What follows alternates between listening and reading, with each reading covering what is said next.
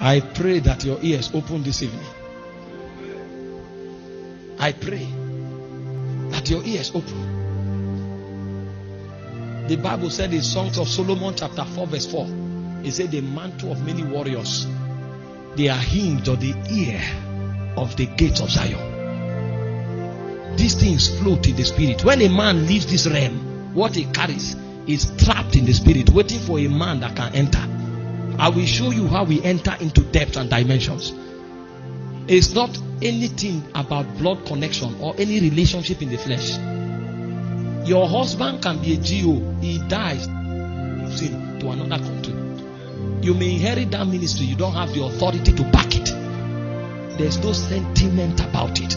What caused him to enter is the sacrifice of alignment. Many things are a gift, but there are certain things that have to do with territories and generation. God will never gift it. Never. Those things are earned on the altar of sacrifice. Matters of ordination can never be gifted. You can stumble into many gifts, not issues of territories. God finds worthy men. Many believers don't understand. We live our lives carelessly. You have to until you learn truth and you live by them. You are mighty on your throne.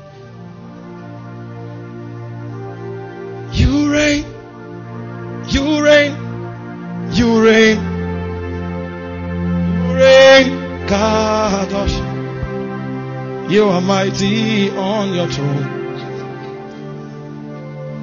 From Genesis to Revelation, nobody made impact by chance. Not one. Go on. I told you that Adam was born in the womb of encounters. He came from within God. The Bible said God created the man, and then he formed the man from the dust of the ground. He breathed into the man, and the man became a living soul. He was born from within encounter.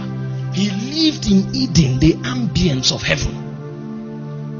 When the earth fell, that pattern did not change.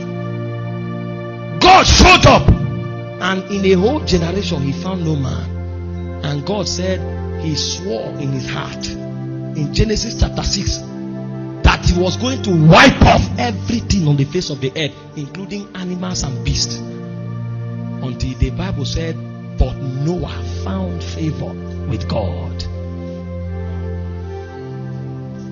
You don't have encounter with God, you think you can change anything in time, you are a joker.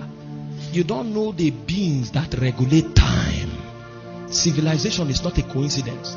It's a deliberate orchestration of princes in the spirit.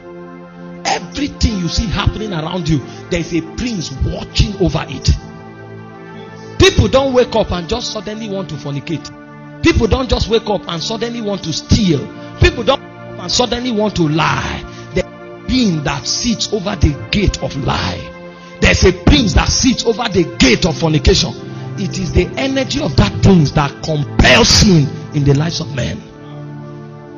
For you to break out of the influence of that spirit, be vitally connected to another influence.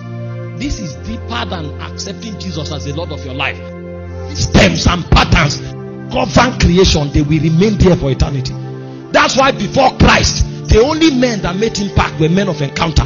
After Christ, the only men that made impact were men of encounters. How did you think Paul suddenly became mighty among the apostles? He had a team that he traveled with. When Jesus appeared, only him saw him. Only him heard him.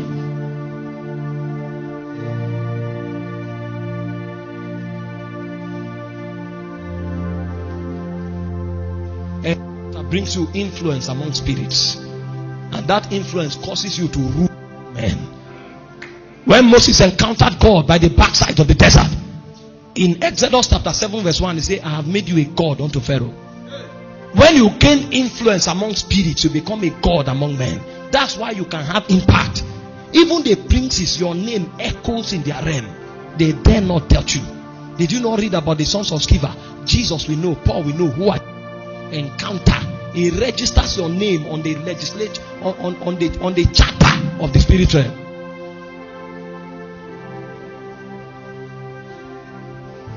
Our generation is weak because encounter is now strange to us.